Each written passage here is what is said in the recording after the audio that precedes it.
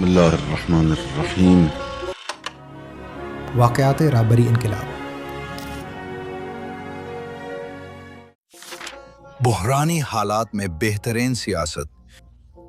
میکونس کی عدالت کے باعث سفیروں نے ایران کو خیر بات کہہ دیا تھا۔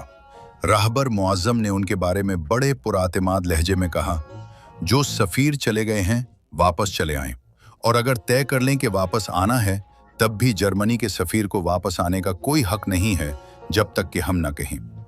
کچھ عرصے بعد جب انہوں نے دیکھا کہ ایران یورپی ممالک کے سفراء کی طرف کوئی توجہ نہیں دے رہا اور ان کے دباؤ کا کوئی اثر نہیں ہو رہا ہے، تو انہیں مجبورہ مخفیانہ واپس آنا پڑا تاکہ ان کی ایران میں واپسی کو اخبار نویسوں سے چھپا کر رکھا جائے۔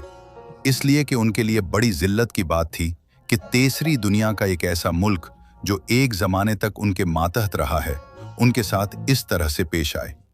کویت، عراق کی جنگ کے دوران بھی کچھ لوگ کہہ رہے تھے کہ ایران کو عراق کی مدد کرنی چاہیے چونکہ وہ دراصل امریکہ سے جنگ لڑ رہا ہے، اور راہبر معظم نے فرمایا، نہیں، یہ ایک چال ہے، عراقی حکومت کی مدد ہرگز نہیں کی جانی چاہیے۔ بعد میں ہم نے دیکھا کہ واقعاً یہ ایک چال تھی، اور راہبر معظم کی سیاسی بصیرت کے باعث ایران ہی وہ واحد ملک تھا جو اس منزل کو صحیح سالم سر کر گیا۔ عرب ممالک نے مجموعی طور پر 53 ارب ڈالر امریکہ کے حوالے کیے، جو ایک بڑا اقتصادی خسارہ ہے۔ ایران ہی وہ ملک تھا جو اس جنگ میں سالم رہا اور ایک ریال بھی خسارہ نہیں ہوا۔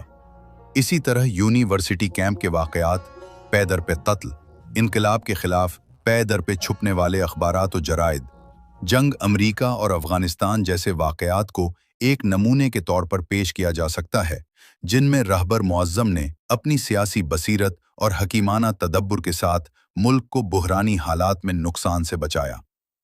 حجت الاسلام پائندہ، یونیورسٹی پروفیسر۔